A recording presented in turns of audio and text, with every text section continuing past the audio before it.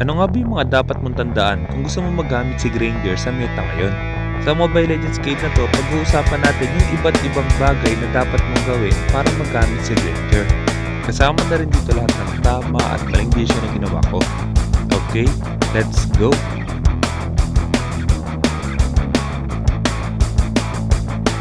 Sumali sa ating live stream, i-follow lang ang ating Facebook page at para sa mas marami pang guide, i-search lang ang Master the Basics at ang hero na gusto nyo. Sa laro na to, Jungle Granger pa rin yung gagawin natin. Ito yung emblem at item build na gagawin ko. Mamaya pag-uusapan natin kung bakit ito yung bagay at ano yung papalitan natin.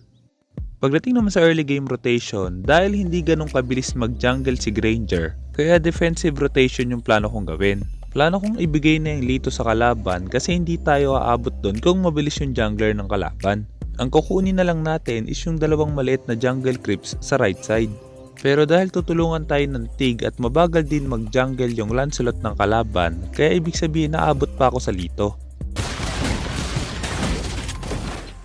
Maraming salamat sa leash. Abot ata ako doon kaso lance yun eh.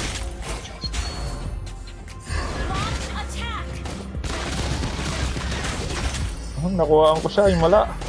Puti. Nagamit ko yung retry ko at hindi nagamit ng Lancelot yung retry niya kaya hindi tayo dapat pumunta agad sa blue buff. Dahil possible agawin ng Lancelot yung blue buff na yon, kaya unahin muna natin yung mga maliit na jungle creep sa side na to. Maganda yun para pagpunta natin sa blue buff, meron na ulit tayong retry. Sunod na kailangan yung tandaan, kapag gumagamit tayo ng Granger sa meta ngayon, hindi dapat tayo mag-priority agad ng turtle. Dahil nga mas pinahina si Granger sa early game ngayon, kaya hindi tayo pwedeng makapag-teamfight agad. Kailangan muna natin mabuo yung first core item natin bago tayo sumabak sa teamfight. Pero dahil nakakita ako ng low HP, kaya ito yung nangyari. Agad, pag pinuntahan ako dito, makakuha nila to. Attack the turtle. Ay, hindi pa kito.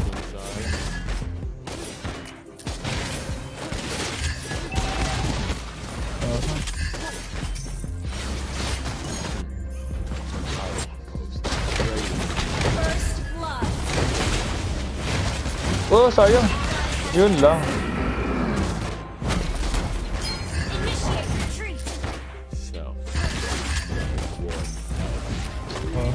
Teka ata. Hindi pala. Uy, wala na palang ano.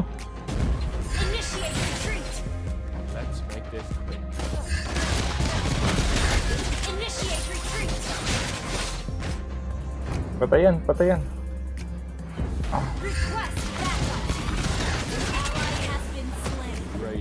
Sabay mo na. Wala kang buhay. Nilagay sa box. Nilagay niya sa box. Joke lang. Joke lang. 2-4-2 yung naging trade sa teamfight na yon, pero namatay yung jungler nila. Hindi natin priority kunin agad yung turtle, pero hindi ibig sabihin basta na lang natin ibibigay yon. Hanggat maaari, dapat pabantayan natin sa kakampi natin para hindi basta makuha ng kalaban. At kapag kinukuha na nila, tsaka lang natin susubukan umagaw. Pero kapag tingin nyo na zone kayo ng kalaban at hindi nyo na kayang kunin yung turtle, wag na nating ipilit. Dahil nga ang priority natin is mabuo muna yung first core item bago sumabak sa teamfight, kaya hindi muna natin priority kumuha ng malaking objective hanggat hindi pa buo yun. Pero gaya nga ng sabi ko kanina, kapag kaya natin agawin, pwede pa rin natin subukan.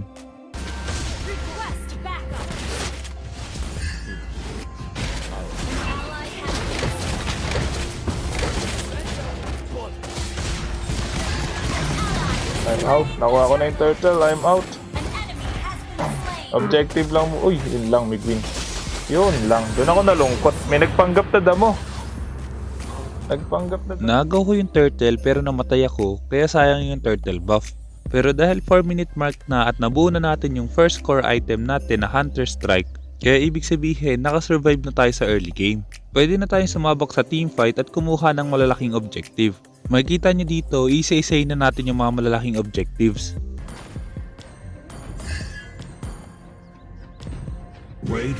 Tagal ng ano, Lito. Tagal mag-up ng Lito, hinihintay ko. Mga pala, may oras nga pala yun. Dapat di ko muna inuna yun. Nalimutan ko. Uy, nauntog pa. Lalo makapal yung bato.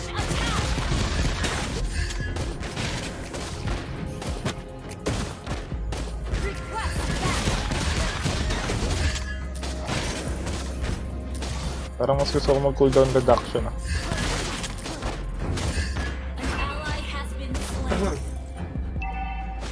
Patay. Nice one, sinatgan. Boom. Bago natin ituloy yung video, gusto ko muna sagutin yung isa sa mga tanong ng subscriber natin.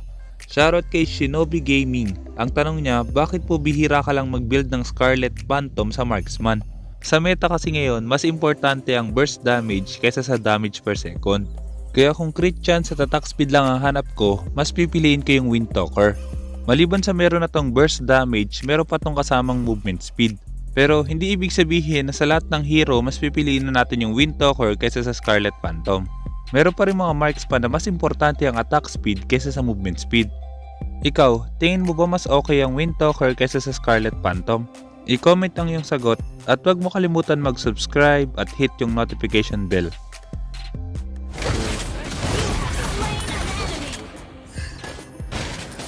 Kanina ko pa mina-micro, ayaw nito lumalap.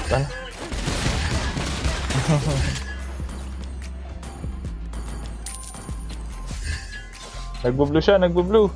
Nasa blue siya. Attack the turtle. Tap mo ba't siya? Tara turtle. Hindi, kaya na namin to. Wala silang tank.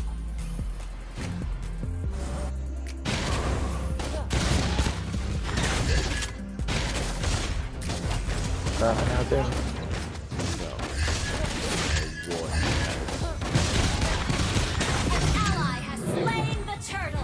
Nakuha na natin yung turtle at dahil basag na yung first tower sa mid lane at bottom lane, kaya ang next na objective natin is yung first tower sa top lane. Kailangan lang natin kumuha ng mga buff tapos susubukan na natin bumasag doon. Nagpanggap na damo, patay si Bada. Nagpanggap na damo. Tagal na gintay. Oo, umuwi na ako lahat eh. Naglakad pa ako pa. Masipag yun.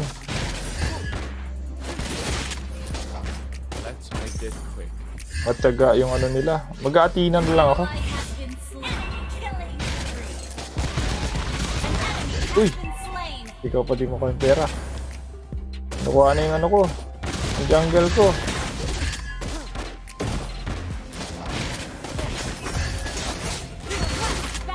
Patay ka ata. Ano ko? Tikat pa. Tikat. Mali pa ako ng dash dun pero namatay siya. Pagdating naman sa item build, kaya ito yung item build na tingin kong bagay sa Granger ngayon. Maganda yung Hunter Strike para sa penetration, cooldown reduction at movement speed, at kaya naman Malefic Roar agad kasi mas madaling buuin yon kaysa sa BOD. At para mas makasurvive agad tayo, kailangan natin mag-build agad ng defensive item. Sa laro na to, mas uunahin ko yung Athena Shield para maiwasan yung burst ng Parsa tsaka ng Gwyn. Tsaka ko bubuuin yung Brute Force tsaka BOD.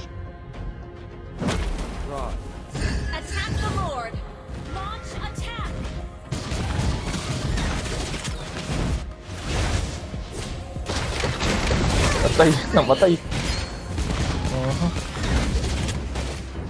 Nabuhay. Nabuhay siya, nabuhay. Ano ba? Diyan niya ba i-clear dito?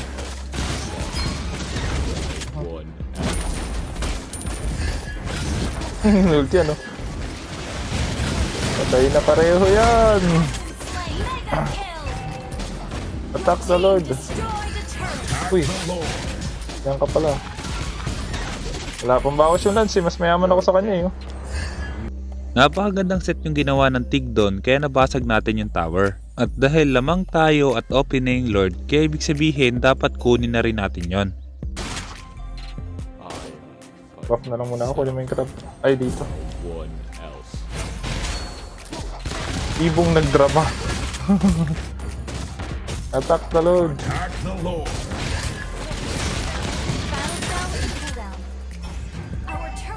Wait for me.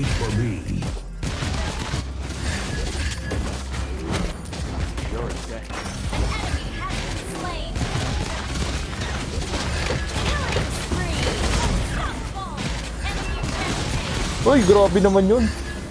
Tumalon ka pa rin sa akin. Nasalba yung ano ko. Wala ko red tree. Paano ba i-command yun? Nasaan na yung ano, command na walang retry? Battle spell in cooldown. Pakitangke, mamamatay ako. Ally has slain Lord. Nakuha na natin yung unang Lord, kaya dapat kumuha tayo ng mga second tower ng kalaban. Pero dahil masyado akong matapang, kaya ito yung nangyari.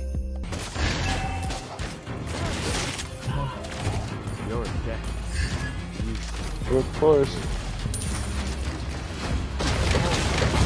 Boom. Uy, sayang. Grabe naman yung kinancel yung ano. Launch attack.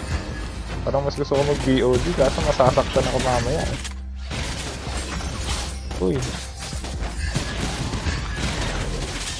Ah, galing!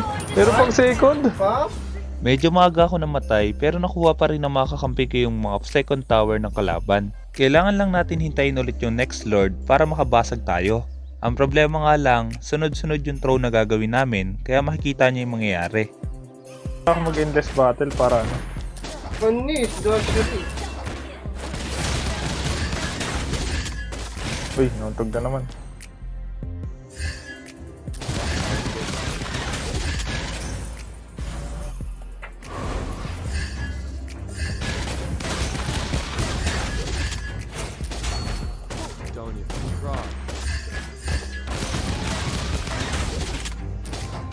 Our turret is under attack.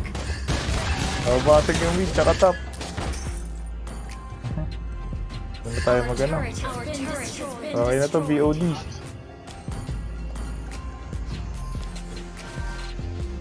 launch attack. Invi, wala na Invi, sayang. Meron tayo Invi. No! Nag-blind spot. Wala, sinilip ko muna. An enemy has been slain. Request backup.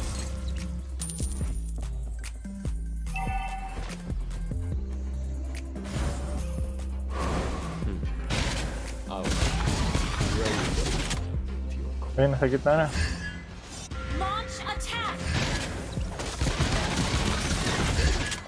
I'll take the buff. I'll take the buff.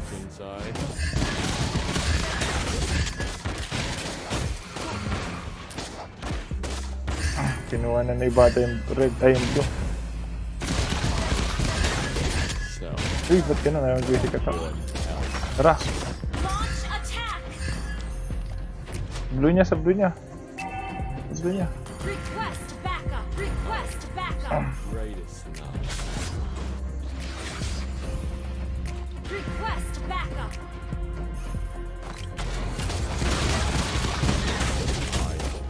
Uy, grabe naman yung set na yun. Kaso agad yun na. Uy, huli ako. Nahuli mo ako ah. Uy, joke lang. Sa'yo na to. Pakikuha. Lord. Request backup. Pakikuha. Ayun na, kunin ko na. Ayan, patay tatlo. Attack the Lord. The Lord. Lalakas ang kampi natin ngayon ah. Initiate retreat. Request backup.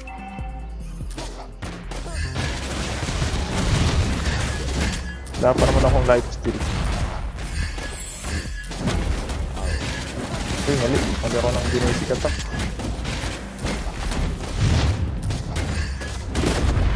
Uy, hindi nakadash. Ally has slain Lord. Initiate retreat. Tara, kunin natin. Nakuha na natin yung Lord, kaya pwede na natin subukan tapusin yung laban. Ang problema nga lang, masyado kami magiging aggressive, kaya makikita niyo yung mangyayari. Okay lang yan. Okay. Wait for me. Wait for me. Please, kunin ko lang yung ano ko. Wait for me.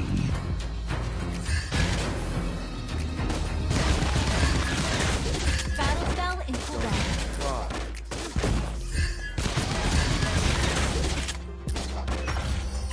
Tara, attack. Launch attack. Ayun yung Lord. Basag na yan. Your team destroyed a turret. An enemy Nice has been one. slain. Uy, nantog. Initiate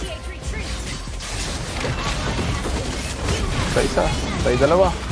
Ay, hindi pala. Ano pala yun? Illusion niya pala yun. Ah, cancel ako. Napupunta ako. Lagi. Kailangan. Basag. Basag tayo, basag. Grabe naman yung ano. Ako talaga target. Patay ako. Ang galing ng Lance. Naabutan pa rin ako. Patay. Lubos tayo ng Lance. Ang galing nga. Patay. Yun lang. Wait for me. For me. Kakancelin lang siya niyan. Under attack. Minions lang. Initiate turret has been destroyed. Uy, nakatransyon. Clear up lane. Oh, dito mama. Abot tama. Yo!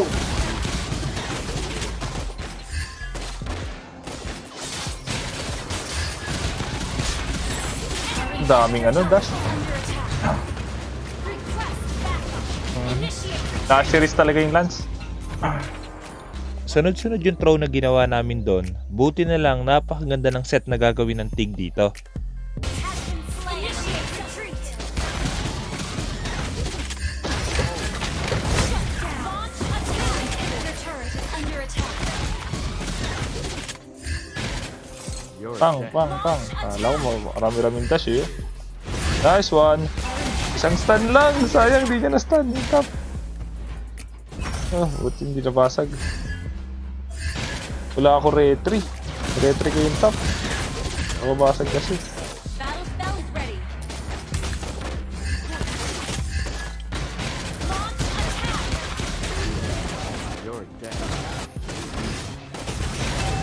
Nahuli niya. Nice one. Big gods. Uy, na-stun kami tatlo. Patay na to. Thank the Lord. Dahil sa napakagandang set ng Tig, kaya napatay natin yung Lancelot. At dahil open na rin yung Lord, kaya madali lang natin makukuha yon. Attack the Lord. Eh, may Gwyn. May Gwyn nasa top. Ay, nasa baba. Eh, di marunong mag-retry yung ano.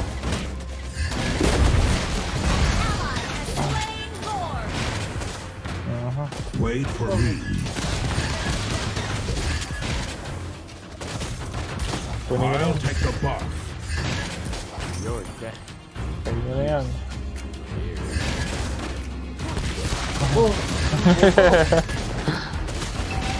Good work. Huli natin yung mid. Huli. Battle spell in cooldown. Kilid mo na yung top. Request backup. Tara, pag napitas natin yan, tapos to. Nice one.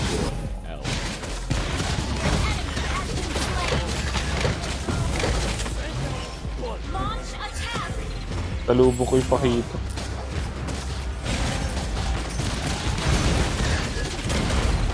Tay, isa. Pakito, yung pakito. Hindi niya alam kung saan kayo pupunta para yun. Wala ka dyan. Yan nalayo. Hero. Spree. Nilock na ng ano, ng Eve, tsaka ng Lord. Sana may natutunan ka sa guide na to, at kung meron kang guide na gusto ipagawa, i-comment mo lang sa baba at susubong gumawa ng guide tungkol doon.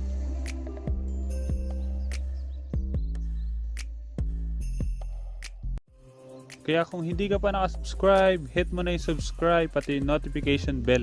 Basta lagi mo lang tatandaan, kung gusto mo mag-improve, just master the basics.